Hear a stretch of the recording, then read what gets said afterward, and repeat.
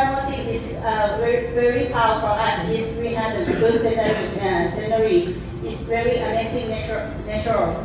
And because I mentioned you, we have the located between Andaman Sea and Gulf of Thailand. That's why we have over 30 million international visitors in 2018. Then I would like to show you about southern part of Thailand. Why southern part of Thailand is very important. The area of shoreline is about 1,600 kilometers, and they divide to 14 provinces, very unique and have their own culture. This region is whole the GDP of the country 8.8%. Actually, the population in this area is not new, only 8.6 million people, but it's very famous for tourism because it's number 6 of per-based destination in TripAdvisor annual traveler choice award for Phuket and Krabi. More than that, the tourism increased in 2018. We hit 50 million visitors in this area. Most of them is spend time in this area 3 or 4 days. You can enjoy also the activity not only on the beach but also on the mainland. That we have a good natural, good attraction area. But I would like to aware you, if you want to travel to Thailand, please check the hotel that have enough electricity. Yes, I would like to tell you that the fact is, in southern part of Thailand, we go in lack of electricity. You can see from the proportion of the consumer. Most of the consumers in electricity is from residential house and also commercial business like hotel, restaurant. And also this area is very big demand. It hit to 28 million megawatt in 2016 and increased by 5% per year. And we broke the peak record for 10 times. That made me say the last time for this area. Then you can see the nowadays we over than the supply that we have. And still we cannot build any energy supply in this area. Why I say that we will show after. Government know this situation is going to very bad situation. Then they create they establish Thailand Power Development Plan for 2015 to 2036. This plan is talk about the main goal is for energy security because we have the reason for dependency of fossil fuel, and also we need to increase economy because we need to reduce the cost of power generation and implement the energy efficiency. Also we need to keep the ecology because this area is very important for tourism. That's why we need to reducing carbon dioxide and intensity of power generation. By this plan, the plan goal is for improve the power system reliable by reducing dependence on natural gas power generation, and also the goal is for reduce the need of using electricity.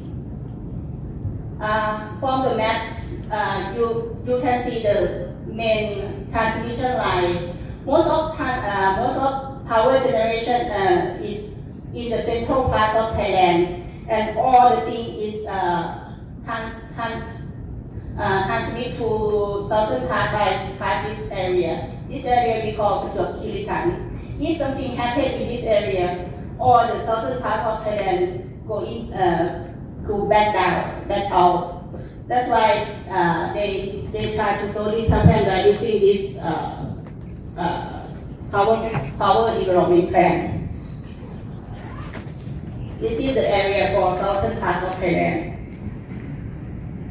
By ensuring the power system reliable in southern parts of Thailand, government established create free coal-fired power plant is will be at in 2019 this year, and the cost of free coal-fired power plant is about $7 billion.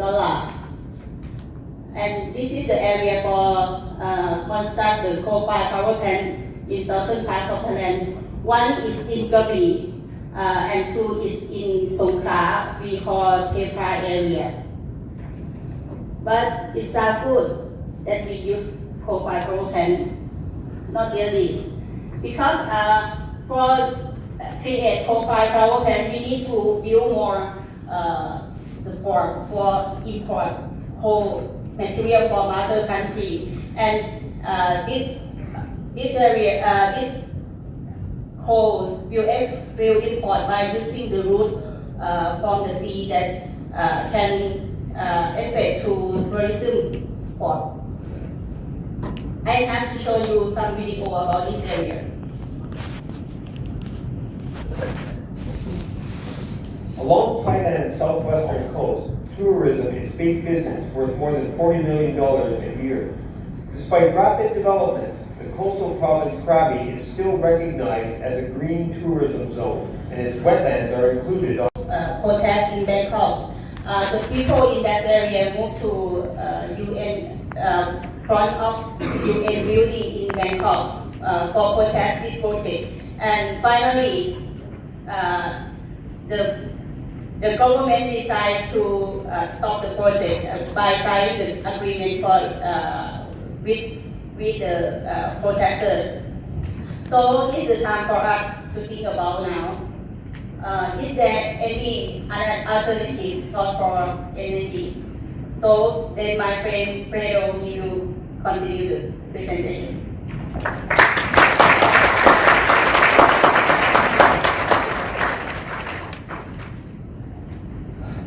Okay. First, we can't get far into the discussion about which electric power sector. We can't get too far into the discussion about the nation's electric power sector without considering the cost of every technology. So we also need to understand how renewable sources can replace the conventional fossil fuel technologies. So we made this analysis and we concluded that geothermal technology could be the most suitable solution, not only in terms of cost, but also in terms of reliability. So here, geothermal energy can be classified into two types. The first one is it's located near the surface. And basically, this is commonly used for to reduce electricity consumption. How? Well, this technology relies on heating and ventilation and air conditioning systems for buildings in order to reduce electricity consumption. And the other one requires deep underground infrastructure in order to create clean electricity. So here's a short video about how geothermal energy works. Renewable Energy 101. If you've ever observed an erupting volcano or the geysers at Yellowstone National Park, you've seen geothermal energy in action. The Earth's crust is made of rocks and water. Deep below that is a layer of hot molten rock called magma, which is even hotter than the sun's surface. The heat just over 6 miles below the surface contains 50,000 times more energy than all the oil and natural gas resources in the world.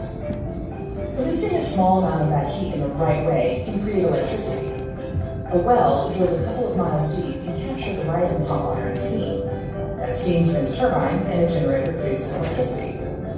Geothermal is one of the least explored sources of renewable energy in the US, and most of us probably don't spend much time thinking about it. But since it's a pollution-free... I have already explained about geothermal energy based on these two technologies, the one for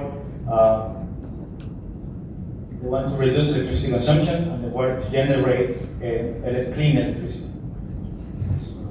Now, let's only focus on geothermal energy technologies for create clean electricity. So, this is the evolution of the technologies that we had. The first one was called dry steam plants, which basically consisted on capturing steam from underground in order to produce clean electricity. The second one is called flash steam plants, which consisted on collecting underground hot water in order to transform it in steam and then produce electricity. And the third one is the binary cycle, which actually transfers the heat from geothermal hot water to another liquid and then converts it into steam that produces electricity. So here are the pros and cons of geothermal energy. Well, this technology is highly efficient. It takes low cost to run. This technology does not depend on the temperature of the outside or weather conditions. It runs quietly and it lasts longer than other technologies, and it requires relatively low maintenance. However, on the other hand, this technology requires an expensive cost of installation because it requires also deep underground infrastructure in order to create electricity. So here's the case of study. Here's a successful case that I want to show you. The one which we choose for our benchmark. So here's the Salula geothermal power plant. This one is located in North Sumatra, Indonesia. So this project, basically, this power plant generates 330 megawatts. This technology combines the flash and binary power plants that I already mentioned before. So here's the historical milestone of this project, and I just want you to pay close attention to the construction phase. It took 4 years, starting from 2014 to 2018.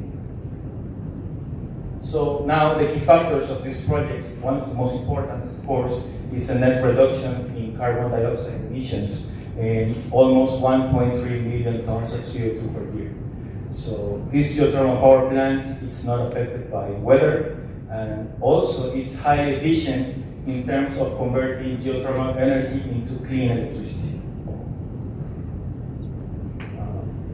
This project also considers very high standards in terms of preventing natural disasters, such as earthquakes and floodings.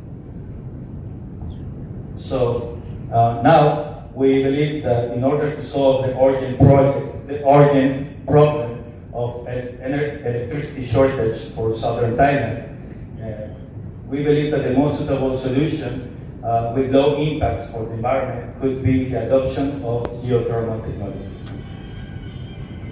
So we believe this is the most suitable solution because the local conditions of southern part of Thailand match the technical requirements of this technology.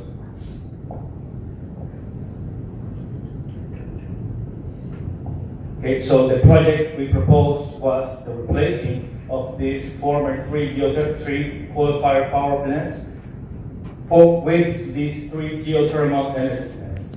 So this technology is considered to generate, to have a total installed capacity of 1.6 gigawatts. And of course, this project is more expensive compared to the former one, which was around $7.1 billion US.